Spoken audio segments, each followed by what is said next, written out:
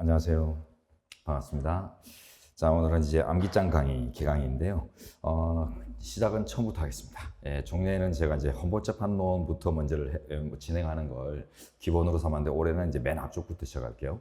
헌법재판론부터 들어가면 뭐 첫날 우리 변호사 시험의 가장 이제 중심이 이제 재판론이니까 그런 면에서는 좀 타당한 측면이 있는데 문제는 이제 첫날 강의가 너무 빡세요. 재판론 자체가 워낙 이제 조밀조밀하다 보니까 첫날 강의에서 여러분들이 좀 지치는 이런 경향들이 좀 있는 것 같습니다. 그래서 이번 강의는 앞쪽에서 좀 편안하게 제낄 것도 많고 뭐 쳐낼 것도 많거든요. 그래서 좀 부수쟁점들이 많기 때문에 이런 것들로 좀 가볍게 다루고 좀 시간을 확보해서 이제 마지막 이제 헌법재판론에 조금 더 시간을 집중할 수 있도록 이제 미리 시간만 좀 확보하면 괜찮을 것 같아요. 자, 일단 강의 진행 방식은 여타의 강의들하고 똑같습니다. 네, 그래서 이제 우리 전자칠판을 통해서 PPT 내용으로 이제 개관한 다음에 그다음에 이제 중요 내용들을 이제 책으로 들어가서 보시는데, 요번에 이제 책을 출판하면서 제가 조금 이제 가다듬은 부분이 우리 토픽이라는 게 원래 있었는데요. 이제 맨 앞에 그 토픽이라고 해가지고 이제 화제, 주제라고 해가지고 뭐 판례가 됐든 변시 기출이든 사법시험 기출이든 이런 이제 문제나 판례 자원들을 가지고 어떤 이제 판례 쟁점이나 어떤 문제가 주어졌을 때 이런 것들이 이제 쓰임새가 있구나, 이런 것들을 여러분이 감지할 수 있는 요소들이 이제 그 쟁점마다 다 붙어 있는데, 거기에 이제 우리 변시하고 사법시험 문제 출제된 경우에는 제가 이제 그 목차를 좀 담았어요. 그래서 여러분들이 그 핵심 쟁점 목차를 담아놨기 때문에 사례 답안을 쓸 때 이런 목차 하에서 써야 되겠구나, 또는 이제 문제를 분석할 때, 논점을 추출할 때 이제 이런 항목들이 중심이 되는구나, 이런 것들을 이제 간파할 수 있도록 그 목차를 좀 집어넣었으니까, 네, 그것도 좀 개인적으로 확인해 주시기 바랍니다. 뭐 특별히 같이 공부할 건 없어요. 예, 그래서 우리는 이제 내용 검토가 중요한 거지. 이런 뭐 목차 이런 것들은 나중에 자연스럽게 달성되는 것들이라 여러분이 쟁점만 이제 의식이 생기면은 논점 추출인 것들이 어렵지 않거든요. 근데 이 쟁점 의식들이 이제 없으면, 인식이 없으면은 그러면 이제 난항을 겪습니다. 그러니까 여러분이 이제 학교에서 이제 모의고사 대비하면서 이제 공부하는 거나 학교 이제 자료 뭐 다시 검토하는 거나 시험장에서 치러졌던 이제 문제들 기출 문제로 분석하거나 다 이제 매한 가지가 오면은 결국 이제 쟁점 추출이에요. 쟁점을 얼마나 이제 추출을 잘 하는가에 따라서 점수가 거의 뭐 거기서 갈라진다고 봐야 되죠. 그리고 이제 쟁점 추출 이후에 이제 답안을 외워 나가는 이런 것들은 일정 정도의 이제 공부 단계를 이제 거치면은 누구나 자연스럽게 다 돼요. 뭐 직업의 자유 개념 못 쓰고 시간 보낼 사람 없거든요. 그죠? 예. 직업의 자유에 가면 뭐 단계 이론 뭐 이런 것들도 있지만은 한번 딱 공부하고 나면은 기본만 거쳐도 뭐 이렇게 다 알 수 있는 내용들이라, 그런 것들이 이제 쟁점이 딱 이렇게 확정되면은 써나가는데 무리가 없는데, 이 쟁점이 확정이 안 되면은 그때부터 이제 갈까 말까 이제 막 들썩들썩 고민이 되죠. 그죠? 그래서 이제 쟁점을 추출하는데 유용한 책이다, 이렇게 생각하시면 됩니다. 이 책은 안에 구성 내용들도 중요하지만은 이 내용들은 기본서를 통해서도 또 기출 해설 자료를 통해서도 여러 키노트를 통해서도 이렇게 이제 대강을 이제 감지할 수 있는 내용들이라, 이거는 이제 공통된 내용들인데, 다만 이제 쟁점 번호 1번부터 300번 해가지고는 300개 정도 되는 사법시험 시절부터 이제 모든 시험에 공통된다고 볼 수 있는 그 중요 쟁점들, 이런 것들이 이제 어떤 항목들을 이루고 있는가, 이런 것들에 대한 감지가 필요해요. 아이고 300개를 어떻게 머릿속에 다 담느냐 쟁점을, 이게 생각할 수 있지만은 한번 쭉 걸쳐놓으면 떠오르게 돼 있어요. 그게 사람입니다. 사람은 떠오르게 돼 있어요. 그래서 이제 대신에 이제 더 이제 정확하게 활용할 수 있으려면 여러분들이 맨 앞에 보면 차례 있잖아요. 차례 쪽에 보면은 이제 목차들이 쭉 쟁점 번호하고 나오니까, 그래서 매일매일 여러분들이 이제 강의 이제 들을 때부터 시작해가지고, 오늘, 어떤, 자유권 파트에서 인신에 관한 자유 중에서 신체의 자유로 들어가서, 신체의 자유 중에도 쟁점이 여러 개 있잖아요. 그죠? 그래서 앞쪽에 죄형법정지부터 시작해가지고 맨 마지막 변호인의 조류받을 권리까지 쟁점들이 많이 있는데, 이런 것들은 여러분 형사법 공부하기 위해서도 가장 미천이 되는 기본들이기 때문에 헌법에서 이런 이제 질적인 어떤 배양을 먼저 거치고 가야 이제 형소법이 되는 그런 측면들이 있잖아요. 그죠? 그래서 이제 이런 것들 이제 그 카테고리 또는 이제 쟁점 리스트라고 하는데, 이런 이제 쟁점 리스트 또는 이제 목록을 조금 이제 익숙하게 만들 필요는 있어요. 그래서 이제 외우려고 하지 말고, 그래서 신체의 자유, 인신에 관한 자유에서 이제 신체의 자유에 들어가면 쟁점이 죄형법정주의부터 변호인의 조력받을 권리까지 무수한 게 있는데 지금 이제 오늘 혹은 이제 지금 이 순간 내가 이제 나갈 부분은 적법 절차 원칙과 영장주의 쪽이다. 뭐 이런 식의 의식들을 갖추고서 이렇게 진행을 하다 보면은 어느 순간에 이제 머릿속에 각인이 자연스럽게 됩니다. 그래서 뭐 적극적으로 막 따로 외우려고 하지 마시고, 따로 외워도 좋아요. 좋은 방법인데 그렇게 안 해도 자연스럽게 또 강인이 될 수 있으니까 생각만 가지고, 염두에만 두고 이렇게 이제 따라오시면 좋을 것 같아요. 그래서 이 책은 그 구성 내용들도 중요하지만은 내용 이전에 더 중요한 게 이제 쟁점을 이루는 300개 쟁점을 이루는 항목들에 대한 어떤 친숙도, 이런 것들을 확보하는 겁니다. 그러다 보면은 이제 나중에 그냥 문제지, 그냥 아무것도 안 써져 있는 문제지가 딱 줘줘도 읽다 보면은 이거 적법 절차 한번 건드려 봐야 되겠는데, 영장주의 관련되겠는데, 변호인 조력권 관련되겠는데, 이런 것들이 이제 떠오르면서 쟁점을 확정할 수 있는 계기가 되거든요. 그래서 이제 쟁점을 잘 확정하고 논점을 잘 추출을 해서 빨리 답안 작성에 들어갈 수 있게 하려면 이런 이제 쟁점들에 대한 어떤 그 바운더리, 이에 대한 어떤 최소한의 인식들이 있어야 된다는 걸 전제로 하시고 그런 데 집중을 해주세요. 자, 오늘은 이제 처음부터 바로 이제 시작합니다. 2페이지 펼쳐놓으시고, 자, 헌법 총론, 그 다음에 기본권론, 통치구조론, 이렇게 이제 세 편으로 구성되는 헌법에서 이제 헌법 총론부터 이제 바로 진행을 할 텐데요. 헌법 총론에서는 일단 뭐 헌법과 헌법 파악이라는 그 챕터 제목, 이런 것들은 여러분 머릿속에서 의미가 없죠. 헌법과 헌법 파악, 이거 뭐 떠오른다 해가지고 쟁점이 추출되고 이런 건 아니거든요. 근데 이제 1번 딱 들어가면 관습헌법의 성립 요건, 이렇게 제목이 있잖아요. 이거 한번 읽으면 뭐 떠나겠어요. 그죠? 헌법할 때 관습헌법 배웠지. 근데 이런 것들은, 일단 이제 들어가겠지만, 그 쟁점으로서 활용도는 거의 없죠. 주로 이제 객관식 대비를 하면서 사례용 불이탈을 대비하는, 요런 요소들이고요. 자, 근데 이 관습헌법이란 것도 이제 지금 화제성은 이제 많이 이제 떨어졌지만은, 그래도 이제 기본적으로 갖고 있어야 될 내용 요소이고, 여기서 이제 잘 갖고 놓으면은 뭐 객관식하고 같이 이제 여러분들이 공부를 동시에 대비하는 이런 결과니까 가볍게 보도록 하겠습니다.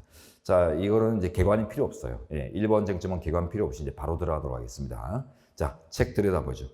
뭐 토픽은 여러분 이제 신행정 수도법 사건, 그걸 이제 토픽으로 잡고 나타났기 때문에 특별한 거 없고, 자, 이제 관습헌법의 이제 개정, 뭐 이런 거 수도 서울을 뭐 세종에서 다시 서울로 옮기려고 하면 이제 어떻게 해야 되는가, 이런 문제가 많이 주어졌다면은, 자, 이제 본문으로 한번 들어가 보죠. 현재는 신행정수도법 사건에서 성문헌법의 모든 헌법사항을 완전히 규율하는 것은 불가능하기 때문에 관습헌법을 인정할 소지가 있다고 했다. 이거부터 써야 됩니다. 관습헌법의 인정 가능성부터. 항상 이제 A to Z 이런 이제 논리적인 전개 과정이 중요하죠, 그죠? 사례에서는 이 논리적인 이제 전개 과정들을 흐름을 못 갖고 있으면은 이제 아주 뭐 중간에서 뭐 질러 들어가 버리는 이런 누를범할 수 있고, 채점자들 입장에서는 이제 깜짝 놀랍니다. 그런 답안을 보면 어이쿠야, 아이고 깜짝이야, 이렇게 놀라지 않게 조금 이렇게 뜸을 들이는 건 아니고 이렇게 그 전개를 밟아서 들어가야 그게 이제 옳은 답안이다라고 생각을 하거든요.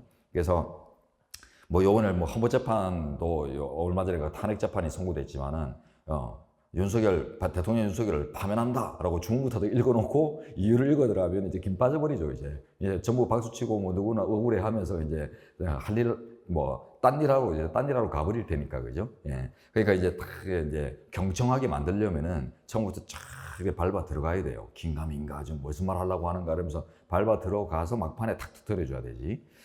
자, 일단 이제 그런 전개 과정인데, 우리 성문헌법체잖아요. 헌법전을 갖고 있는 나라이기 때문에 이런 헌법전에 따로 있는 나라에서 헌법 전의 형태로 존재하지 않는 국가 최고법을, 법규범을 상정할 수 있겠는가, 개념상. 그거부터 출발점인데 인정합니다. 왜냐하면 성문헌법전의 헌법전은 세세하게 다루는 규정이 될 수가 없어요. 지금 이제 뭐 우원식 국회의장이 갑자기 이제 화두를 내밀어 가지고 뭐 자기 대통령 선거하고 헌법 개정하고 같이 동시에 치르자, 이런 이제 논점이 나는데, 문제될 때마다 헌법 개정론이 나오는데, 제가 이제 헌법 공부 오래 한 사람으로서는 우리 헌법은 문제가 없어요. 헌법은 죄가 없다. 저는 공감합니다. 헌법이 잘못돼서가 아니라, 아무리 좋은 헌법을 아무리 구체적으로 지금 이제 103개 본문조항이 있는데 이걸 13,000개로 만들었다고 하더라도 틈을 파고드는 존재들은 생겨나요.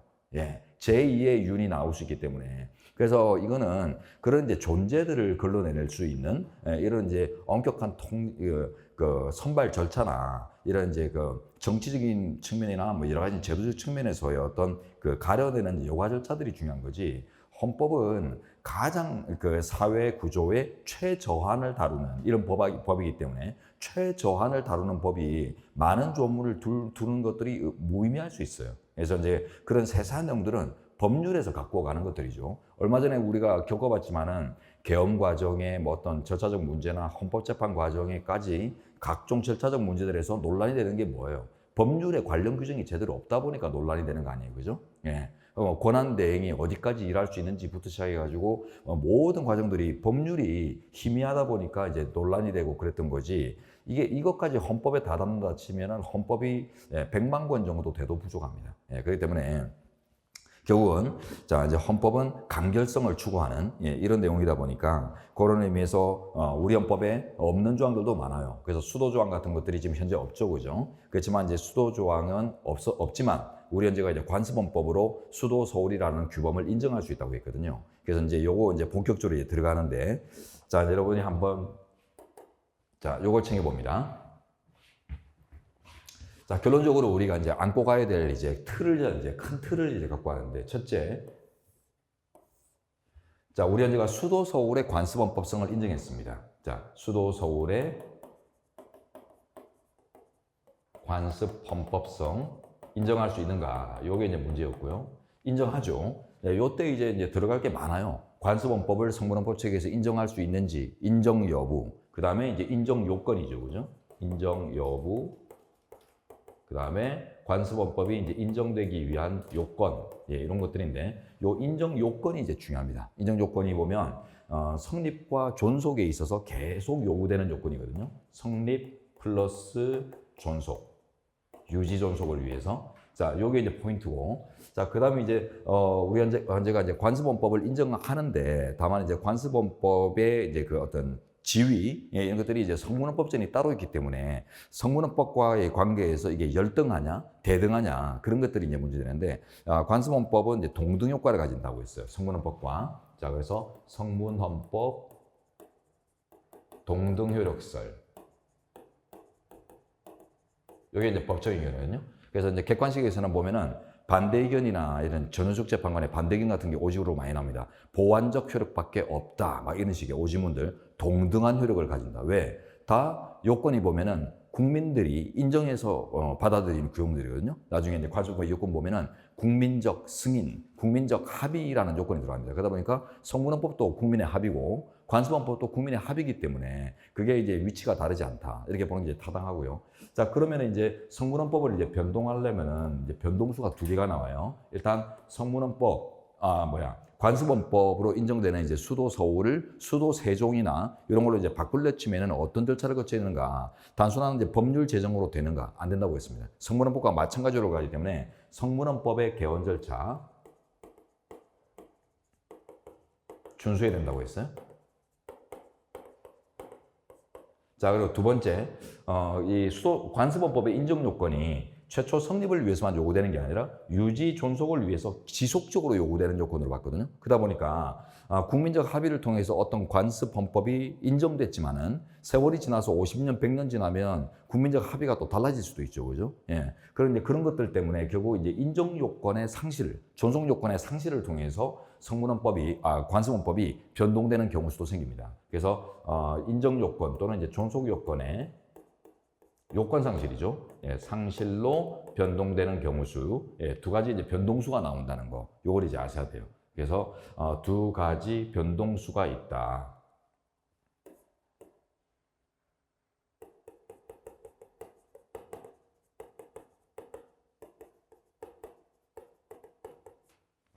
제일 이제 포인트는 요거만 갖고 계시면 돼요. 자, 요거하고 요거하고. 두 가지만 딱 키트를 잡아 놓으시면은 충분합니다. 나머지는 이제 확장해서 나오는 것들이니까. 자, 이제 채로 들어서 가볍게 읽어보죠. 자, 두 줄. 성문헌법 체제에서도 성문헌법에 완벽한 걸 담는 것들이 어울리지 않거나 또는 불필요하기 때문에 그래서 이제 성문헌법은 간결해야 되는 게 속성이고요. 그러다 보니까 성문헌법에 담기지 않는 것들을 관습헌법의 형태로 인정할 소지가 있습니다. 자, 그리고 이제 그 다음. 관습헌법이 성립하고 존속하기 위해서는 이제 요건이 나오죠. 성립, 존속까지 체크하세요. 예. 중요합니다. 성립, 존속. 존속이 포인트예요. 그래서 성립 과정에서만 요구되는 게 아니라 지속되기 위해서 계속 요구되는. 그래서 이제 요걸 한마디로 이제 압축하면 인정 요건이에요. 이제 헌법으로 인정받기 위한 요건. 이렇게 이해하시면 되거든요. 인정 요건.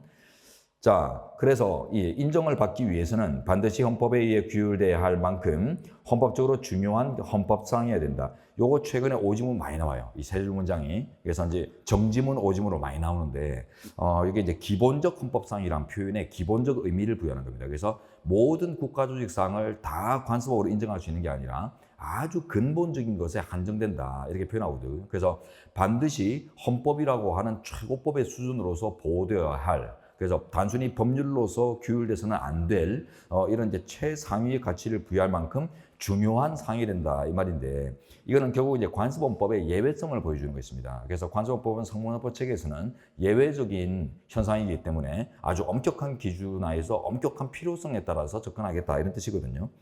자, 그래서 기본적 이런 것들이 꼭 들어가야 돼요. 자, 그 다음이 이제 관계국 항명이라고 해서 두 문자. 여러분 뭐 객 풀 때도 우리가 다 공부했던 이런 내용들인데 자, 그래서 관행의 존재부터 해가지고 쭉 들어가서 맨 마지막 게 이제 국민적 합의죠. 이게 제일 중요합니다. 국민적 합의.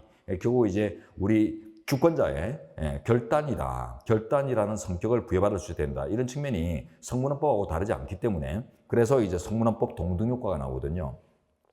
자, 그러면 이제 그 다음 아래 네 줄 이제 쭉, 이 판례의 핵심들을 이제 한복에 다 모아놨는데 봅니다.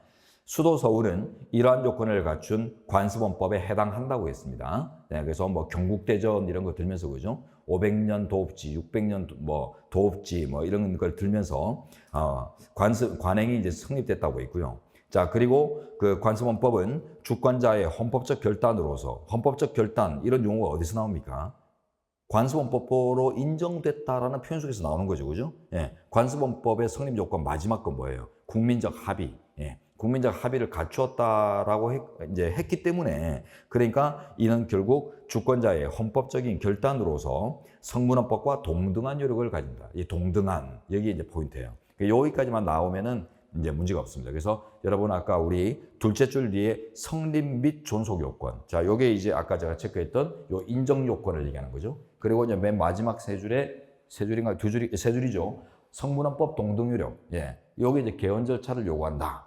고칠라치면 적극적으로 고칠라치면은 개헌 방식을 취해야 된다. 요거하고 이제 관련이 되어 있거든요. 그래서 바로 밑에 보시면은 그래서 동등한 요건을 가지기 때문에 성문헌법처럼 헌법 개정 절차를 거쳐야 된다. 쉽게 얘기하면 뭘까요? 국민투표를 반드시 거쳐야 된다는 겁니다. 그래서 국민투표 없이 입법부가 법률을 제정하는 뭐 신행정 수도법 이런 법률을 만드는 방식만으로는 절대로 수도를 이전할 수 없다라고 했습니다.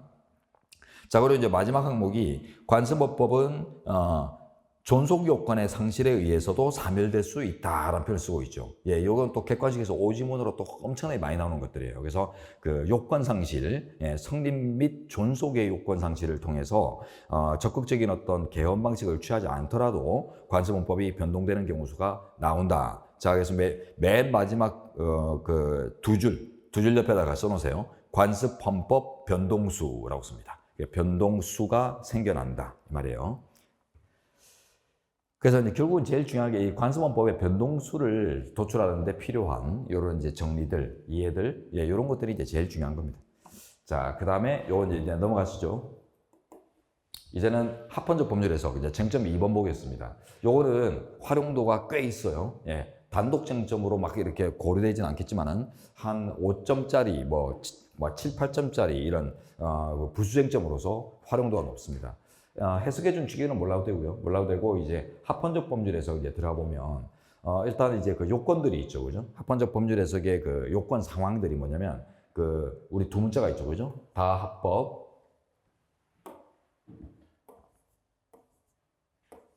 그 다음에 이제 한 개가 문목수죠. 문목수라고 해서 이제 책에 두 문자가 들어가 있는데.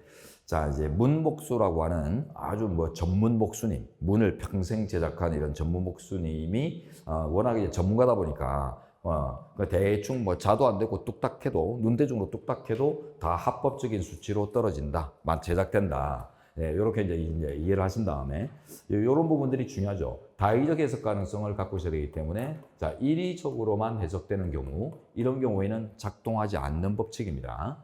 자, 그리고 법률 해석의 기법이지 헌법 해석을 위한 기법이 아니다. 이런 것들이 또 중요한 포인트, 객관식에서는. 자, 그래서 이제 객관식까지 같이 공부하세요. 자, 그리고 이제 사령에서는 뭐 연역 같은 것들은 중요하지 않은데 객관식 준비가 되어 있으면 이런 것도 이제 한 줄 정도 채워 넣는 이런 이제 힘이 있겠고, 중요한 거는 이제 한계죠. 주로 이제 한계가 중요한 이제 논의가 되거든요. 결국 이제 합헌적 법률 해석은 법률이 여러 가지 뜻, 즉 어떻게 보면은 위헌적인 것 같고 어떻게 보면 합헌적인 것 같은 이런 요소들이 막 이렇게 버무려져 있을 때 양수 조항이죠. 예, 그렇게 버무려져 있을 때 웬만하면 위헌 쪽으로 해석을 하지 말고 합헌적으로, 긍정적으로 해석을 해주자. 이런 게 결국 이제 긍정적 해석을 얘기하는 거거든요. 자, 이거는 결국 이제 입법권 존중이죠. 예, 그래서 이걸 이제 벤 다이어그램으로 이해를 딱 끝내시면 됩니다. 자, 헌법은 한 나라의 최고법으로서 모든 영역을 관찰하게 되어 있습니다. 그죠? 자, 그렇지만, 특히 이제, 대의제 국가든 뭐 이런 입헌 국가에서, 결국 이제 이 민주적인 어떤 그 의견을 수렴을 해가지고 나라 법 중에서도 이제 법률을 만드는 이런 이제 의회의 기능 같은 것들은 아주 중시되잖아요. 그죠? 그래서 헌법의 이념을 일선에서 실천하는 제1선 헌법 수호기구입니다. 이게 이제 의회란 말이죠. 그래서 이제 한 나라의 이제 심장, 민주주의의 심장이다라고 이제 표현하는데요. 그러다 보니까 이제 민주주의 또는 헌법의 심장이라고 할 수 있는 이런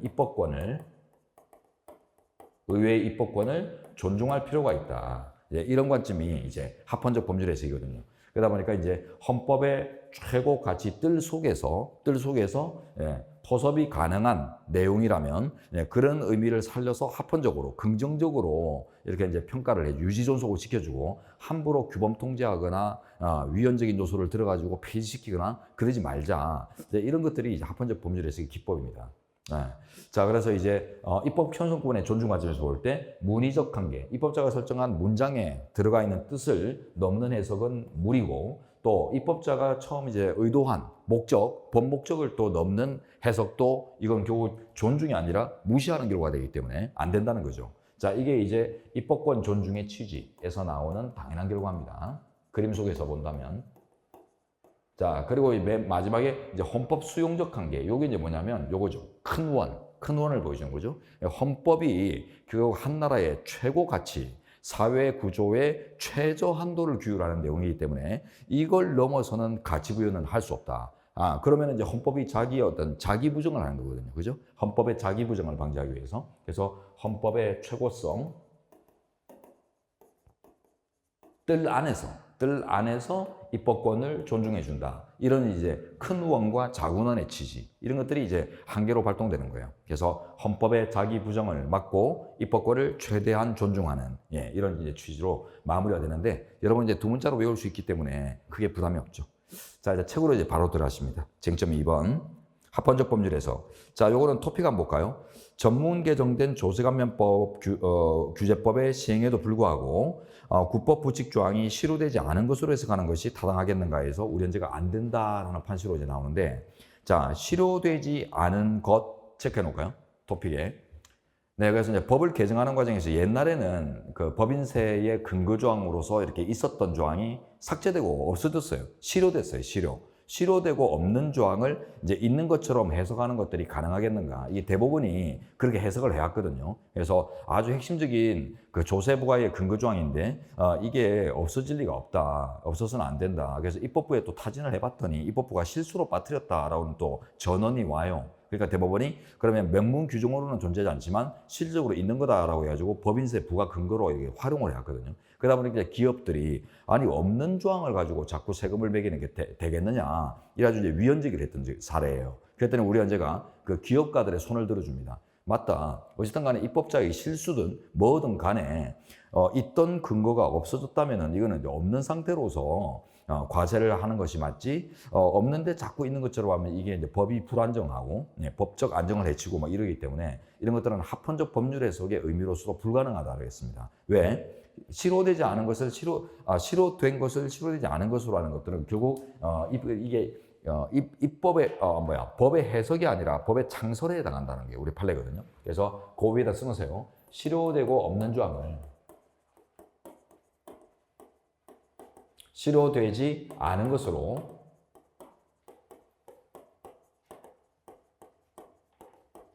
해석하면,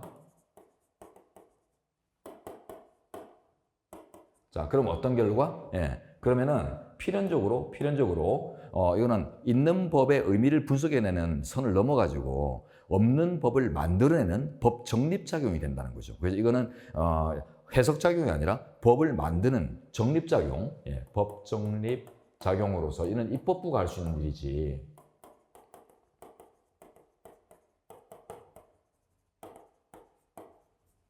함부로 해석기구들이 할 수 있는 게 아니다. 그래서 이거는 합헌적 법률에서 또 해석이기 때문에, 해석기법이기 때문에 입법기법이 아니라 해석기법이잖아요. 그렇기 때문에 이거는 해석의 기법으로서는 활용이 불가능한 거다라고 해서 없는 조항은 없는 채로 재판해야 된다. 이렇게 이제 밝혔고요. 자, 이제 의 내려가시면 두 문자가 다 보이죠. 다합법, 문목수 이렇게 이제 잘 외워놓으시고 논거 조성 잘해야 되죠. 자, 세 줄 가시면 권력 분립의 정신에 입각한 입법권 존중의 관점이다. 권력 분립 체크, 입법권 존중 체크합니다. 예, 같은 말입니다. 같은 말인데 일단 이렇게 쓰면 이제 제일 풍부하고 무난하게 논거를 조성할 수 있습니다. 여러분 이제 이런 논거들 잘 못 써요. 예, 답안 이제 처음 받아보면은 논거 같은 거 뭐 개념도 쓰기도 힘든 상태에서 답안을 작성하다 보니까 이 논거는 더더구나 잘 안 되거든요. 근데 이런 논거들도 한번 여러분들이 뭐 이렇게 어렵지 않잖아요. 입법권 존중이다 이런 우리 그림으로 다 봤잖아요, 그죠? 아까 벤다이어그램으로. 예, 우리가 갖고 있는 머릿속에 있는 벤다이어그램 안에서 많은 걸 꺼내 쓸 수 있습니다. 그래서 이런 것들을 이제 활용하는 거에 대해서 이제 연습만 해두시면, 그러면 이제 자연스럽게 쓸 수 있을 거예요. 자, 그리고 이제 내려가면 이제 한계, 요거는 이제 여러분 이제 읽어서 이제 문장 조성할 수 있도록 이제 준비됩니다. 자, 그 다음에 이제 밑에 이제 기출 OX 있는데, 일단 우리 교재는 그 사례형 교재죠. 기록형까지 포함해서 논술형 대비를 위한 이제 교재이지만, 이제 그 선택형 지식과 이제 좀 연동될 수 있어야, 그래서 이제 기왕에 공부하는데 선택형까지도 이제 같이 하면 좋겠다 싶어서 제가 요 이제 쟁점에나 수록된 내용들과 관련된 이제 선택형 기출만 이렇게 이제 추려서 담아놓은 거예요. 그래서 이런 것들을 한번 복습할 때 읽어두시면 좋겠고요. 자, 그 다음에 이제 헌법의 개정 및 헌법의 변천 쪽으로 가보겠습니다. 헌법 개정의 한계 인정 여부 이런 것들은 제가 볼 때는 부수적 논점이에요. 네, 그래서 가볍게 끝내야 되는데 일단 헌법 개정의 이제 의미 정도 한번 볼까요? 칠판 한번 보십시오. 지금 3번, 4번 쟁점이 이제 헌법 개정의 한계론인데 여기서 중요하게 쓰이는 것들은 딱 한 군데 있습니다. 좀 이따 따로 이제 체크해서 보고 지금 이제 지나갈 건데 일단 헌법 개정이란 개념이 절차를 준수해서 헌법에 정한 절차를 준수해서 동일성을 파괴하면 안 되죠. 동일성이 이제 헤쳐지면은 그거는 이제 헌법의 새로운 제작으로 봐야 되지 개정이다라는 의미를 넘게 됩니다. 자, 그리고 이제 국민투표 이런 것들이 있는 우리 헌법에 따르면 이제 의식적으로 변경되는 거지, 그냥 의식과 무관하게 무의식적으로 헌법이 개정되는 경우는 있을 수가 없어요. 그래서 이제 헌법 개정의 개념도 혹시나 쓸 일을 대비해서 헌법이 정한 절차, 그 다음에 동일성 유지, 의식적 변경, 뭐 이런 세 가지 정도, 이렇게 문맥을 조성할 수 있도록 단어를 뭐 외우려고 하지 말고 문맥을 조성할 수 있도록 이제 하고요. 자, 그 다음에 여기 이제 두 문자로 신뢰초 이런 두 문자가 있는데 요거는 순수한 이론 분야입니다. 예, 그래서 이제 판례가 아직 형성이 안 된 분야이기 때문에 모르셔도 되는데 다만 요거는 아셔야 돼요. 헌법재판소는 헌법조항 상호간에는 이론적인 측면의 차등은 인정합니다. 예, 인정하는데 다만 효력상의 차등은 인정할 수 없다라고 해서 이런 구분법을 제시하거든요. 예, 요걸 다 쓸 수 있어야 돼요. 예, 결론 효력상 차등 없다. 요것만 딱 쓰지 말고 이론상 차등은 있으나 효력상 차등은 없다. 이렇게 이제 완벽하게 쓰셔야 되는데, 요거는 이제 어쨌든 여기다 방점을 둬가지고는 헌법규범 동등효력설, 뭐 항목에 이제 포함할 수 있죠. 자, 헌법규범은 동등한 효력을 가진다. 자, 이때 이제 포인트가 이겁니다. 효력. 예. 힘면에서 우열이 없다. 왜? 다 주권자의 결단이기 때문에. 우리 주권자가 국민 투표로 만들거나 하여튼 뭐 재헌헌법부터 지금까지 우리 헌법 전문에 가면은 대한국민은 48년도에 제정되고 8차에 걸쳐 개정되는 법을 이제 다시 개정한다 해가지고 헌법의 제작과 개정의 주체를 우리 헌법에서 다 주권자인 국민을 들고 있거든요. 그래서 헌법 전문 이런 게 이제 논거로 될 수 있습니다. 그래서 우리 책에 일반적인 텍스트는 없지만은 머릿속에 담아놓으면은 요번에 여러분 그 헌재 결정을 보니까 그 대부분 뭐 국민들이 뭐 학자들이 보면 엄청 찬사를 보내잖아요. 그 중요한 포인트들이 몇 개 있는데 제 1번이 뭐예요? 보통의 언어로 써졌어요. 예전처럼 막 현학적인 용어로 막 이렇게 쓴 게 아니고 특히 옛날에 그 박근혜 전 대통령 사건에서는 보면은 그 결정에서는 보면은 그 안창호 재판관 지금 이제 국가인권위원회장 뭐 무리수 빚었던 그 안창호 재판관이 보면 보충 의견에다가 막 철학 사상까지 넣으면서 뭐 플라톤의 국가론까지도 막 쓰고 막 이러거든요. 그러니까 그런 건 누가 국민들이 알겠어요, 그죠? 그러니까 이번에는 보통 국민들이 다 보통의 언어로서 알아듣고 이해할 수 있도록 아주 이제 잘 구성을 한 그런 측면에다가 또 이건 제 평가인데 시민들의 저항을 통해서 국가의 어떤 헌법 위반의 행위가 차단되었다 이런 표현을 쓰잖아요. 우리 헌재 판례하고 대법원 판례 중에 이 저항이란 개념을 긍정적으로 쓴 예가 한 번도 없었어요. 근데 이번에는 시민들의 저항이란 용어를 긍정적으로 위헌적인 국가 행사를 막아낸 이런 긍정적인 용어로 썼단 말이에요. 이런 것들이 이제 획기적인 판시 내용인데, 자 어쨌든 간에 이런 이제 보통의 언어로서 여러분들이 논거를 조성하고 이런 것들이 잘못되지 않고 오히려 힘이 된다는 것도 아주 중요하게 생각합니다. 그래서 채점자들이 보면 뭐 누구나 똑같이 이제 숙지하고 암기할 수 있는 이런 내용들은 솔직히 평범하다고 생각해요. 그런 것들은 뭐 공부한 사람이 이 정도는 그냥 평범하지 감흥이 별로 없어요. 근데 보통의 언어로 혹은 이제 좀 현학적이지 않은 자기만의 어떤 이해로서 이렇게 오히려 이렇게 더 편하게 정제된 이런 용어들을 딱 쓰게 되면 오히려 감동이 생겨요. 야, 완벽하게 이해하고 있구만. 이러면서 점수가 막 풍부하게 들어갈 준비가 되거든요. 자, 그러니까 자 이런 것들 이해를 보통의 언어로 풀어내는 걸 겁내지 말자. 실제 시험장에서 요걸 이제 하나 강조하고요. 자, 헌법 전문에 가면은 우리 대한국민이 조문입니다. 대한국민이 자 48년 제작부터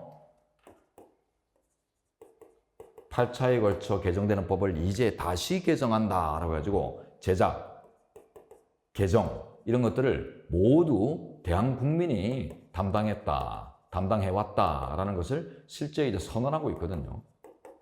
여기서 나오는 거예요. 그러니까 이제 주권자인 우리 국민이 다 만든 것이기 때문에, 그죠? 네. 그렇기 때문에 이거는 효력 면에서, 힘의 면에서 구분될 수는 없다. 이렇게 이제 보는 거죠. 자, 그러나 이제 이론적인 가치는 따져볼 수 있습니다. 국민 주권이나 인간 존엄 가치 이런 것들처럼 누가 봐도 최고의 보편 가치를 담았다고 하는 이런 이제 조항들도 있는가 하면은 뭐 국회의원은 200인 이상 법률로 정한다. 뭐 대통령 피선거권을 가지려면 만 40세가 돼야 된다. 이런 것들은 누가 봐도 뭐 보편적인 가치다. 이렇게 보기 좀 힘들잖아요. 그죠? 그 나라의 그 구성원이 그 시대에 좀 합리적이라고 선택한 하나의 부수적 결과들이지. 그렇기 때문에 논리적으로 보면은 헌법 조문간에도 위상이 큰 거하고 덜한 거 이런 것들이 충분히 나눠지죠. 하지만 실제 이제 힘을 논할 때는 구별이 없어야 된다라는 게 이제 이 판례의 결론이고, 그러면 이제 어떤 결론이 나오냐면 이제 이런 쟁점들이 이제 언제 활용도 쓰임새가 있냐면은 어떤 헌법 개정집 논의가 막 나오잖아요, 그죠? 헌법 개정하자. 근데 이게 또 뭐 다수의 정치 세력을 위하거나 특정 어떤 세력들을 위해서 악의적으로 장기 집권을 위해서 이렇게 이제 개정이 되었다. 그랬을 때 이제 사후에 이 개정된 조항을 기존의 헌법 체계에 비추어서 무효화시킬 수 있겠는가? 헌법재판소가 이게 이제 문제가 되거든요. 그래서 개정된 헌법 규정 대표적으로 자 이런 것들이 이제 문제될 때 이거 지우고 자 헌법 규정을 위헌 심사할 수 있겠는가? 이 말은 자 헌법을 기준으로 해서 어떤 헌법 조항을 무효화시킬 수 있는가? 이런 이제 전제를 깔려면 어때요? 헌법 조항 간에도 효력상 힘의 면에서 차이가 있다라고 해야지 힘이 큰 조항에 비춰서 힘이 없는 조항을 무효화시킬 수 있는 가능성이 열리잖아요. 근데 우리 현재는 그걸 부정하기 때문에 결론적으로 부정설입니다. 요 두 개를 이제 세팅하세요. 네. 헌법규범 동등효력설. 지금 우리가 이제 정리하는 거는 결국 헌법 규정에 대한 위헌 심사를 부정하는 논거다. 헌법 소원의 형태든 위헌 법률 심판의 형태든 어떤 규범 통제 가능성도 없다. 예, 그래서 그 전에 그런 악의적인 헌법이 개정되기 전에 미리 막아야 될 필요성이 크다. 우리 판례에 따르면 요걸 이제 인식하시면 돼요. 자, 그러면 책으로 들어가세요. 그럼 쟁점 3번은 지우셔도 좋습니다. 요거는 이제 관념적인 논의, 판례가 없는 순수 이론이기 때문에 쟁점 3번은 다 지워놓으시고 대신에 최소한의 정보는 좀 남겨놓죠. 자, 1번 제목 옆에 한계 부정설 또는 개정 무한계설이라는 게 나오는데 이런 논점에 지금 제목이 이미 이런 걸 보여주고 있죠. 그죠? 개정에는 한계가 있다 없다 뭐 이런 거 논의하거든요. 자, 개정 무한계설은 제목 옆에 한번 써봅니다. 헌법규범 등가론입니다. 등가론. 그 밑에 이제 줄 쳐진 데가 보면 헌법규범은 다 같은 가치다. 이론적으로나 모든 게 다 똑같다 이렇게 보는 견해거든요. 근데 요건 좀 무리가 따르죠. 자, 그리고 이제 2번 가시면 한계 긍정설이 나오는데 요거는 어떤 아주 막 보편같이 누가 봐도 이제 보편의 가치 이런 자연적인 이치와 그렇지 않은 것들의 이제 의미는 구분될 수 있다라는 견해입니다. 요거는 이제 헌법규범 차등론입니다. 이게 이제 통설이고요. 차등론. 자, 그런데 요거는 요거하고 같은 말은 아니에요. 우리 현재는 이제 여기서 더 나가서 결국 이제 요거 지금 이제 학설상 논의는 이제 요거거든요. 이론상 차등을 인정할 수 있는가 요거고. 근데 이제 이론상 차등을 인정하는 게 통설이란 말이에요. 2번. 이론상 차등까지도 없다라고 하는 견해는 극소수 견해고요. 근데 현재는 지금 그걸 넘어서 가지고 이제 이론상의 차등이 있다 해서 그러면 효력상의 차등도 있는가 이렇게 바로 넘어갈 수 있는가 했을 때 그거를 끊어버린 거예요. 그죠? 그래서 통설처럼 이론상 차등은 우리 현재도 인정합니다. 그래서 개정에도 일정한 한계가 있다. 관념적인 한계는 있다. 하지만 그 한계를 넘어서 이미 이루어져 버린 헌법 개정 작업을 끝난 작업을 들고 와서 무효화시키는 것까지는 어렵다라고 보는 게 우리 판례라는 거예요. 그래서 왼쪽 면에 있는 것들은 여기까지 논의입니다. 여기까지. 됐죠? 그리고 이제 오른쪽 면에 있는 논의가 오른쪽 페이지에 있는 논의가 요 판례. 효력상 차등은 없다. 그게 이제 보이는 부분인데 자, 이제 오른쪽으로 가보세요. 쟁점 4번. 이게 쟁점 3. 자, 그래서 여러분은 여기에 쟁점 3번. 요게 쟁점 4번. 네, 요렇게 이제 이해하시면 돼요. 자, 4번으로 들어가 보면 1번은 이제 절신뢰초 뭐 이런 것들. 불당 안에 가면은 항상 이제 대웅전 이런 이제 불당에 가면은 꼭 초가 켜져 있잖아요. 그걸 떠올리면서 절신뢰초 이렇게 이제 기억하시고, 그러나 외우는 거 아닙니다. 요거는 이제 쓸 일이 없을 거예요. 객관식도 안 나오고. 자, 이제 2번이 중요합니다. 2번에다가 크게 별표 치세요. 개정의 한계를 무시한 헌법 개정이 이루어졌을 때 그게 효력을 유지할 수 있느냐, 무효화될 수 있느냐. 이제 여기가 이제 효력 논점이에요. 효력 논점. 자, 이거는 이제 위상의 논점을 넘어선 거죠. 자, 저쪽 봅니다.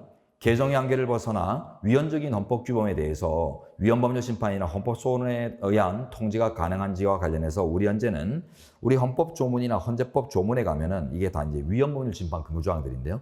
자, 다 그 위헌법률 심판의 대상을 법률로 명시해 놨어요. 그죠? 법률 또는 법률 조항이라고. 그렇기 때문에 그 의미를 이제 아무리 넓혀도 헌법을 법률로 이렇게 격화시킬 수는 없죠. 그죠? 그렇기 때문에 명문의 규정상 네 줄에 가시면 법률로 명시되고 있고, 그 다음 또한 현행헌법상 헌법핵 내지 헌법 제정 규범과 단순한 헌법 개정 규범을 구분하는 것은 가능치 않다. 이건 뭐죠? 모두 다 주권자의 결단이다 이 말입니다. 그죠? 그래서 우리 헌법전에 담겨져 있는 것들은 다 주권자의 결단이기 때문에 주권자를 집단화 시켜가지고 이렇게 격을 나눌 수는 없다는 거예요. 그렇기 때문에 결국 명문의 법률이라는 용어, 그 다음에 다 같은 주권자의 결단이라고 하는 속성, 논리적 속성, 이런 것들은 이제 고려할 때, 자, 이제 다섯 줄 뒤로 갑니다. 헌법은 하나의 통일된 가치체계를 이루므로 이념적 논리적으로는 헌법 규범 간에도 가치의 우열을 인정할 수 있을 것이다. 자, 이념적 논리적을 줄이면, 자, 이론적으로는 이 말이죠. 이론적으로는 앞머리 따가지고 이제 보시면 이론상으로는 당연히 높은 가치와 적당한 가치, 부수적 가치 이런 것들을 나눌 수 있습니다. 왼쪽에서 봤듯이 그죠? 왼쪽에 2번 한계 긍정설이 그 논 거잖아요. 그죠? 통설. 자, 그렇지만은 바로 밑에 이런 그러나 헌법의 이제 통일적 해석의 관점을 넘어서 그런 용도로 쓰는 정도만 인정하겠다는 거예요. 그래서 헌법 조문을 해석을 할 때 막연히 그 해당 조항만 가지고 단독으로 해석하는 게 아니라 이 우리 대한민국 헌법의 전체 가치, 취지가 뭐냐, 전체적으로 지향하는 바가 뭐냐, 이런 이제 기준점을, 구심점을 찾을 수 있다면 그 구심점을 중심으로 해서 이렇게 올바른 뜻을 분석하는 이런 용도는 좋다는 거죠. 그래서 해석, 즉 통일적인 해석의 관점으로 쓰는 건 좋은데, 자, 그것을 넘어서 헌법 규정 상호 간에 효력을 부인할 수 있을 정도의 효력상 차등을 의미하는 것이라고 볼 수는 없다. 자, 효력상 체크하시고. 그러면 이제 요게 이제 새로운 내용이에요. 그죠? 그래서 지금까지 전개된 것들은 왼쪽에서 봤던 개정 한계설의 이제 논거, 통설하고 똑같은 논거인데, 다만, 그런 이제 이론상의 차이가 있더라도 이거는 이제 통일적인 해석의 관점에서만 의미가 있지, 규범 통제의 관점으로서 접근할 수는 없는 논거다. 이렇게 보는 게 우리 판례입니다. 그러니까 여러분은 이제 만약에 이런 게 나온다면 통일적인 해석, 이런 데 키워드 사이에 있는 이런 단어들, 이런 것들을 이제 잘 쓰시면 좋을 것 같아요. 자, 그리고 이제 줄 다음에 나가 나오는데, 이거는 이제 헌법 소원 가능성 보는 겁니다. 헌법 소원 가능성 보는데, 자, 줄로 볼게요. 헌법은 그 전체로서 주권자인 국민의 결단 내지 국민의 합의의 결과이므로 헌법의 규정을 헌재법 68조 1항 소정에 68조 1항에 정해진 바대로의 공권력 행사의 결과로 볼 수도 없겠다. 자, 이는 결국 이제 헌법소원 제도의 취지를 가지고 대상적 격을 파악한 결과죠. 헌법소원은 어떤 장치입니까? 국민의 기본권을 침해할 수 있는 공권력 작용을 통제하는 장치잖아요. 그러니까 이 주권자 자신이 내린 결단을 주권자를 자신을 침해하는 공권력 작용이다. 이런 순환 논리를 제공할 수가 없다는 것입니다. 그죠? 맞습니까? 이건 그냥 순환 논리잖아요. 순환 논리. 예, 그러니까 주권자 자신의 결단을 주권자 자신을 해치는 공권력이다. 이렇게 본다면 이게 그냥 단순한 막연한 순환 논리가 돼버리지. 예, 그렇기 때문에 이거는 헌법소원의 대상이 아니다. 헌법소원은 이제 주권자의 결단을 해치는 위헌적인 공권력 작용을 대상으로 하는 것이기 때문에, 그죠? 주권자의 그 결단이 곧 위헌이다. 이런 평가를 내릴 수가 없다는 거죠. 됐나요? 예. 그래서 어떤 면에서도 안 된다는 건데, 요거는 제가 볼 때 이제 객으로밖에 안 나눌 거예요. 네, 사례용으로 나오기는 힘들 겁니다. 그래서 객 대비는 그냥 아까 우리 논점 세트에 정리한 정도만 이해만 하시면 되고, 실제 만약 사례 문제로 나온다 하더라도 요 정도만 구분해서 쓸 수 있으면 충분한 것 같아요. 그래서 뭐 헌법소원과 위헌문 심판을 뭐 굳이 나눠가지고 요건검토까지 안 해도 되지 않을까 생각합니다. 아주 가볍게. 자, 그리고 이제 다음 페이지 가면 쟁점 5번 나오는데요. 헌법 개정의 이제 절차적 한계.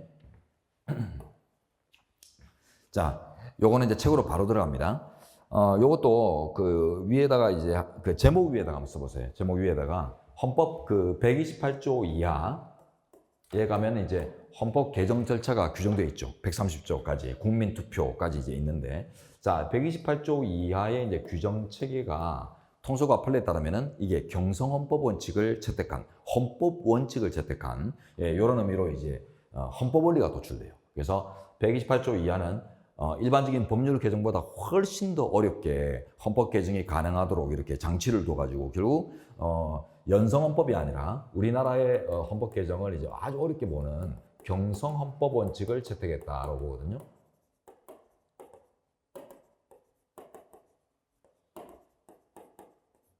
이런 것들 때문에 이제 형성되는 논점들입니다. 자, 지금 헌법 개정이 화두로 올랐기 때문에 이런 때는 어쩔 수 없이 이런 것들을 좀 들여다봐놔야 돼요. 한번 들여다봐놓으면 시험장에서 오래전에 봤던 거라도 이렇게 좀 건들 수 있어요. 그죠? 여러분이 아주 뭐 적극적으로 계획하고 걸은 길이 아니더라도 그냥 막연하게 산책하다가 이제 걸어 들어간 길이라도 기억은 나잖아요.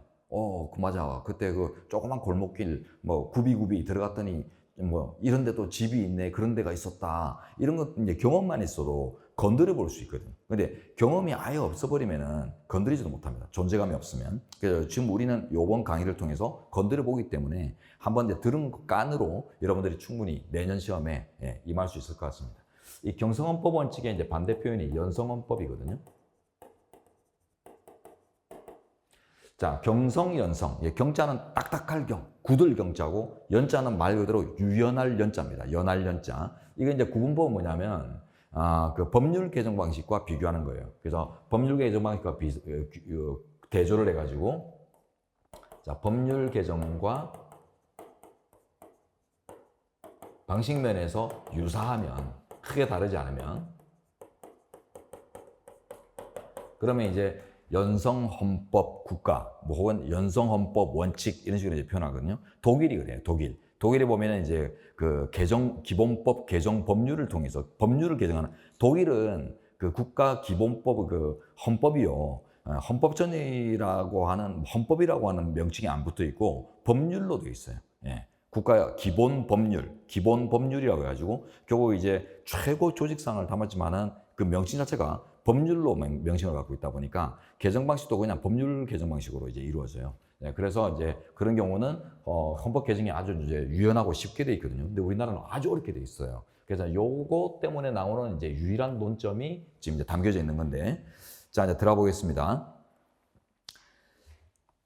자 토픽은 지나가시고 이제 요 사고시험에서 쟁점이 걸린 바가 있었어요. 근데 사부시험 쟁점은 워낙 복잡하니까 그 밑에 그 목차, 그 답안 모범 목차가 있지만은 다 보지 마시고요.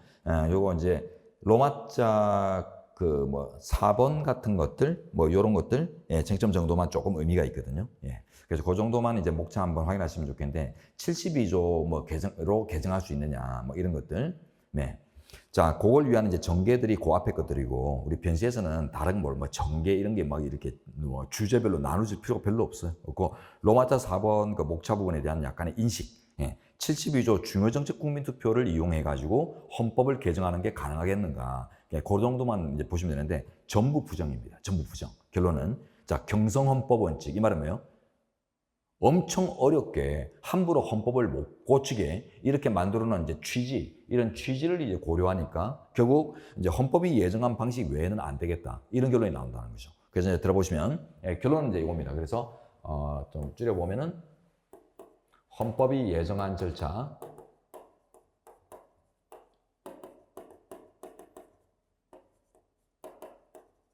이게 통설의 결론이에요. 이게 또 안 나오네.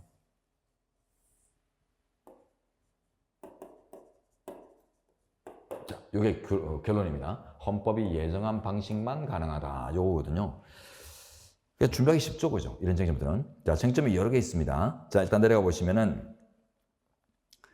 자, 아까 우리 그 절신뢰초 이런 거 보면 이제 연장선인데요. 헌법 개정은 헌법이 정한 개정 절차를 준수해야 한다는 절차적 한계. 절신뢰초 할 때 그 절차적 한계가 통설 판례를 통해서 인정되는데, 자, 이와 관련해서 다음과 같은 논의가 존재한다. 첫 번째, 헌법 개정 절차 조항의 개정이 되겠는가?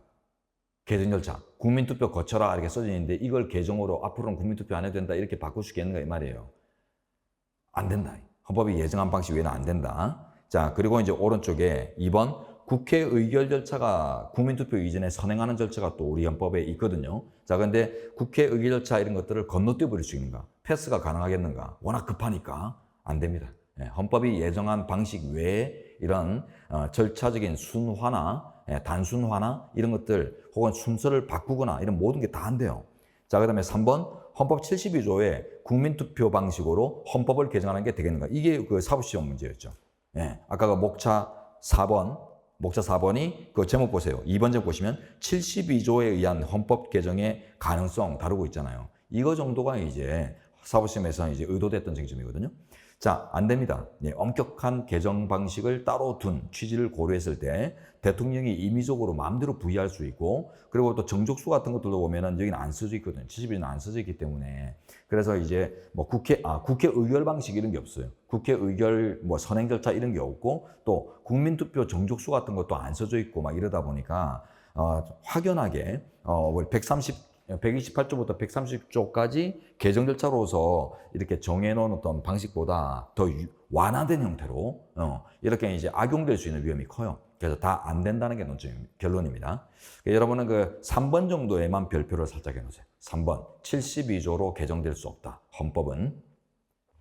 자, 이제 6번 쟁점 가시면 요거는 128조 제2항인데 요것도 의미 정도만 딱 하시고, 요거는 이제 제대로 출제한 적이 없는데 예전에 사법시험 시절에 쓰는 이걸 항상 대비를 했어요. 항상. 왜 그렇게 고집했는지는 잘 모르겠는데 안 나오는 줄 알면서도 계속 대비를 했는데 간단하게 씁니다. 제목 위에. 128조 2항은 이제 어떤 내용이냐면은 그 조문 내용부터 한번 읽어보죠. 그 1번 제목 밑에 첫 줄에 나오죠. 자, 헌법 128조 제2항은 대통령의 임기 연장 또는 중임 변경을 위한 헌법 개정은 그 헌법 개정 제안 당시 대통령에 대해서는 효력이 없다라는 규정을 두거든요. 그래서 우리 헌정사가 보면 암울한 역사잖아요. 예, 재헌 이후에 지금 87년 육공헌법까지 보면은 암울해요. 네, 권위 정권, 군사 독재 정권을 거치면서 장기 집권의 의도나 이런 것들 때문에 계속 헌법을 바꾸거든요. 그러다 보니까 50대 2 조항이 도입됩니다. 자, 그래서 올라가시오. 예, 6번 그 제목 위에 근처에다가 여백에다 좀 써놓으세요. 장기 집권에 의한 개정을 이제 방지하기 위한 대책입니다.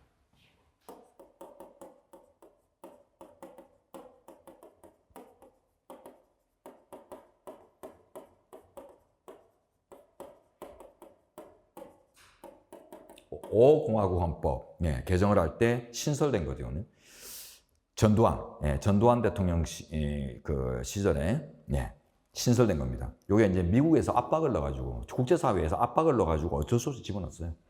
그 전두환이 이제 제2의 군부 쿠데타, 신군부 쿠데타를 일으켰잖아요. 그러니까 이제 미국 같은 세계 경찰 국가에서는 자기 나와바리 속에서 범죄가 2번이나 일어난 거예요. 대한민국에서. 그죠? 박정희가 한 번 범죄를 일으켰는데 전두환이 또 일으킨 거예요. 그러니까 미국이나 유엔의 질서를 이끄는 이제 미국을 중심으로 해가지고 압박이 들어옵니다. 너 죽을래? 이거 담을래? 담는 거지. 죽기 싫으니까. 그죠? 자, 그래서 또다시 장기 집권을 위해서 뭐 헌법을 개정하고 이런 일이 있으면 안 될 거다. 다짐해라. 그래가지고 이제 선서조항으로, 선언조항처럼 들어가는 거예요. 그래서 이제 집어넣는데 그 내용이 뭐였죠? 새롭게 이제 헌법을 개정하지 말라는 게 아니라 개정은 할 수 있는데 그러나 개정된 내용을 그 제안한 당사자한테 적용되게 하면 안 된다. 그래서 이제 악의적인 이제 의도를 배제하려고 둔 조항인데 그래서 그 취지대로 이해를 합니다. 그래서 이제 1번 이제 본문 내려가시면 제목 옆에 써놓을게요. 이게 이제 개정 한계 조항이냐 아니냐 이런 논의가 나오거든요. 임기나 뭐 이런 중임 변경이나 이런 것들을 개정 못 하는가 지금 논의 나오죠. 지금 우원식 의장이 엊그저께 던진 하나의 뭐 반박도 엄청 강하지만 하나의 이슈지만은 이게 옛날부터 이제 내려왔던 이슈가 어떤 겁니까? 지금 이제 5년 단임제가 어떤 정치적 통제나 여러 가지 측면에서 약간 좀 문제가 있으니까 4년 1차 중임으로 바꾸자 이런 이제 논의들이 많거든요. 그래서 이게 이제 원포인트 개헌이라도 좀 하자. 헌법을 전반적으로 뜯어고친 건 힘들더라도 그 부분만 이제 원포인트 개헌이라도 좀 하자. 이런 논의가 나오는데, 자, 그러니까 이제 보세요. 근데 우리 128조 2항에는 뭐라고 되어 있어요? 대통령의 임기 연장 또는 중임 변경, 4년 1차 중임 이런 중임 변경을 위한 개정은 안 된다가 아니라 개정 제안 당시 대통령에 대해서는 효력이 없다. 이렇게 돼 있죠, 그죠? 그래서 이제 이걸 애초에 개정 한계 조항으로 보고자 하는 견해들도 막 나옵니다. 그러다 보니까 이제 제목 좀 쓰세요. 그러면 이제 여러 가지 견해가 나오는데 그 견해들의 이제 그 주류 파악을 좀 하셔야 돼요. 자, 개정 한계 부정설이 주류입니다.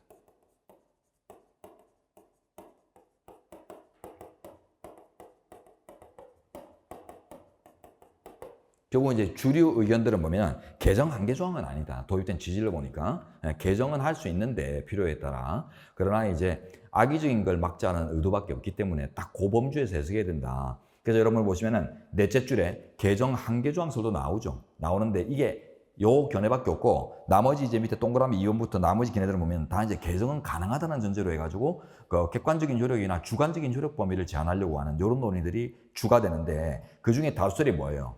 맨 아래 세 줄, 통설이 인적 효력 범위 제한설입니다. 그 정도 체크해놓으세요. 인적 효력 범위 제한설 등 개정 한계로 보려는 견해와 인적 효력 범위 제한설 등 개정의 가능성은 긍정하는 견해로 크게 나뉜다. 이런 식으로 쓰면 충분하다면 이쪽은. 이게 이제 조문에 충실한 태도죠, 그죠? 연역에도 맞고. 그래서 이제 단필히 하시면은 이제 그대로 이제 이해하시면 됩니다. 그래서 검토 줄 보시면 헌법 개정의 인적 효력 범위를 제한하는 규정으로 보는 것이 가장 타당하다. 요 정도만 딱 보시면 돼요. 요 정도만. 자, 그리고 그 밑에 이제 동시개정 가능성 논점도 나오긴 하는데, 그 넷째 줄에 동시개정 정도 체크해볼까요? 동시개정. 그래서, 일단, 개정은 가능하다는 전제로 이제 봤을 때, 그러면 이제 임기를 개정하면서 이제 이 조항을 같이 이렇게 개정하는 것들을 묶어서 가능하겠는가 했을 때, 아까 이 도입된 취지가 뭐예요? 장기 집권 의도를 위해서 어렵게 들어온 거죠, 그죠? 그렇기 때문에 안 된다고 보는 게 통설입니다. 그래서 맨 마지막 두 줄 뒤에 헌법 내재적 한계다 이렇게 보면 내재적 체크하세요. 즉 직접적인 개정을 금지하는 조항은 없잖아요. 128조 2항은 개헌할 수 없다 이런 조항은 없기 때문에 그래서 요거는 내포된 헌법 이념에 내재된 우리 역사 속에 내재된 한계다 이렇게 이제 정리하는 게 통설이거든요. 그러니까 요 정도 포인트만 잡으시고 마무리하시면 되겠습니다. 워낙에 이제 헌법 개정이 화두에 오르니까 이런 거를 이제 봐두긴 해야 돼요. 자, 7번에 헌법 변천 이거는 볼 일이 없을 겁니다. 근데 이제 객관식을 위해서 이게 이제 어떤 논의인가 정도만 이제 보도록 하죠. 객관식 대비를 위해서. 조문의 외관은 유지되면서도 그 내용이 다르게 지금 돌아가고 있는 이런 현실을 얘기하거든요. 결국 위헌적인 국가 현실입니다. 그죠? 헌법에 써져 있는 대로 안 돌아가고 있는 거예요. 그래서 예전에 우리 역사에도 보면 헌법 변천의 예가 있는데 양원제 예가 있어요. 여러분 선택형 공부할 때는 양원제. 그래서 1차 기원 때부터 4차 기원 때까지 양원제, 의회 양원제가 도입됐었는데 그때 1, 2차 때까지는 규정만 있고 실제 적용을 안 했단 말이에요. 그래서 1, 2차 개헌하고 3, 4차 개헌까지 양원제도가 도입됐었는데 자, 의회 양원제 규정은 있는데 실시를 안 했고 여기서는 자 여기는 이제 규정도 두고 실시도 했거든요. 이거는 뭐요? 법조문하고 현실이 일치하고 있는 거죠. 그래서 별로 문제가 안 돼요. 자, 근데 이제 1, 2차 개헌은 어때요? 이게 문제죠. 규정은 양원제로 한다. 상원, 하원 나눠가지고 운영한다. 이렇게 되어 있는데 실제 현실에서는 단원제로 운영을 했거든요. 법률 구조가 다 단원제였어요. 그러다 보니까 이게 이제 헌법 변천의 대표적 사례입니다. 헌법 변천 이론이 적용되는 대표적인 이제 사례 유형을 이루게 되는데 그러다 보니까 이게 이제 어쩔 수 없이 한 번은 검토해야 되는 거죠. 자, 어쨌든 조문에는 양원제로 한다고 했는데 현실은 단원제로 운영되고 있다. 그건 뭐예요? 하위법인 국회법은 단원제, 상위법인 헌법은 양원제. 헌법 위반이잖아요, 그죠? 헌법 위반이에요. 하지만 누가 봐도 이제 그 당시 뭐 상황이나 이런 걸 보면 양원제를 할 상황이 아니었거든요. 1차 개헌, 2차 개헌 막 이럴 때가 6.25 전쟁 전후 막 이렇게 걸쳐 있다 보니까 막 산적한 어떤 뭐 폐허가 된 나라를 다시 그 복원하는 데 집중하려 치면 이 단원제로 가야 되지. 양원제로 찢어가지고 응을대고 이런 것들이 안 어울려요. 그러다 보니까 이제 이걸 실시를 안 했던 거거든요. 그러니까 합당합니다. 그러다 보니까 외관상 위헌적이다라는 이유만으로 실제 평가도 위헌이다 하면은 안 되는 이런 경우들이 나오기 때문에 그래서 이걸 좀 정당화시킬 수 있는 이제 방법론으로 논의되는 이론이 헌법 변천이라는 제목을 갖고 있는 이론이에요. 그래서 역사적인 발전 법칙에 역행하지만 않으면 이런 현실도 인정할 수 있다. 이런 위헌적인 현실도 정당화될 수 있다라는 이제 논거를 제시하는 이론이거든요. 그래서 이제 보시면은 그 동기나 내용 면에서 헌법을 존중하는 변천은 허용되겠다 이렇게 봅니다. 그래서 역사적 발전 법칙에 순응할 수 있는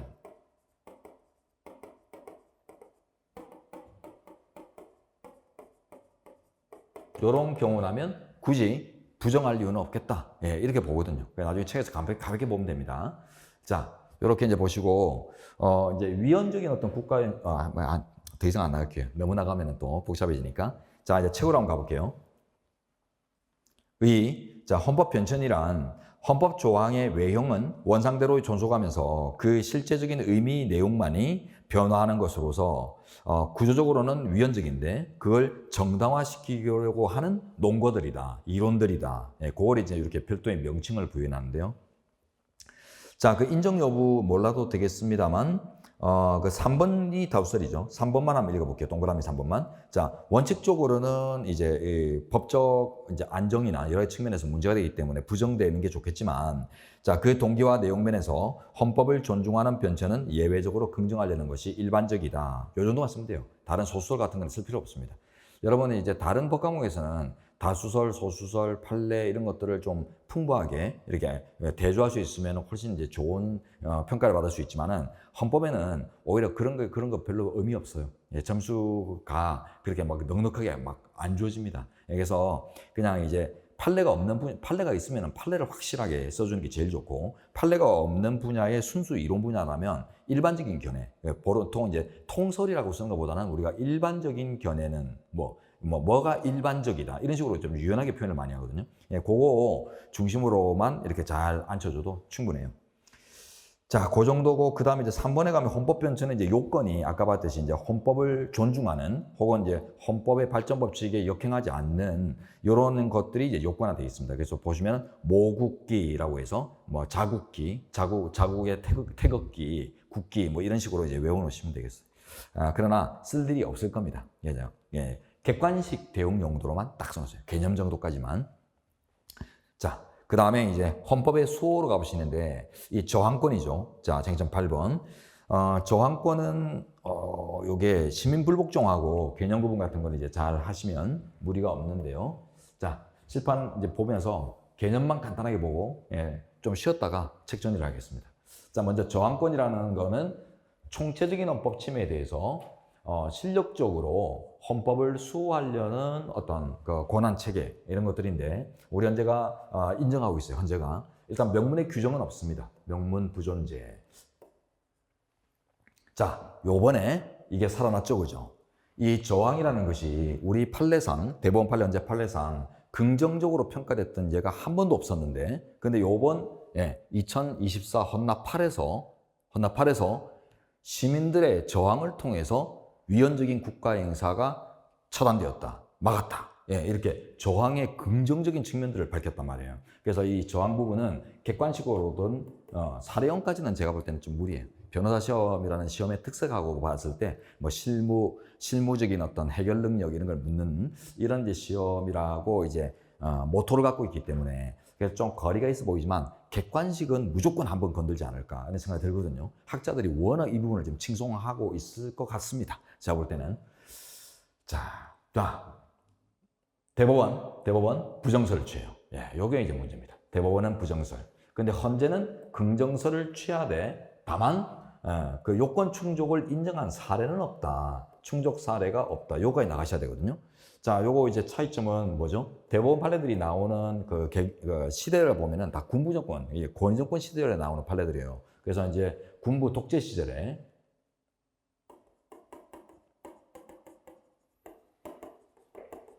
나오는 판례들이라 보니까 이 소신을 못 밝혀요. 그래서 명문의 규정이 있을 때만 인정될 수 있을 것인데, 명문의 규정을 찾기 힘들다 해가지고 이제 부정하거든요. 근데 헌재는 긍정합니다. 왜냐하면 헌재는 87년도 민주정권 시절에 활발하게 이제 활동하는, 실제 활동을 하는 이런 기구잖아요. 20대 처음 만들어졌지만 그때는 활동도 못하고 5.16 군부 쿠데타 때문에 바로 그냥 활동도 없이 무너지거든요. 그래서 실제 활동한 게 87년 이후예요. 자, 그러다 보니까 민주정권 시절에 판시기 때문에 이제 소신 있는 판례가 나왔습니다. 긍정설이에요. 그러나 저항의 요건을 충족했다라고 이제 직접 본 문제되는 사안들은 그 범죄란 변칙 처리 사건이나 뭐 통합진보당 사건이나 이런 데서 다 부정을 했었어요. 근데 요번에는 저항권을 뭐 직접 다룬 판례는 아닌데, 시민들의 저항을 통해서 위헌이 차단된 거지, 대통령 자신의 어떤 의지를 통해서 없었던 게 아니다, 이렇게 부정을 하잖아요, 그죠?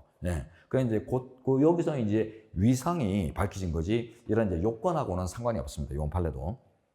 자, 이런 것들이 이제 쓸 준비가 돼야 되고, 그다음에 시민불복종 개념과 이제 구분할 수 있는 최소한의 여건만 가지면 되는데, 요거는 이제 책에 들어가서 나중에 보도록 하겠습니다. 자, 일단 휴식 취하시고 다시 진행하도록 하죠.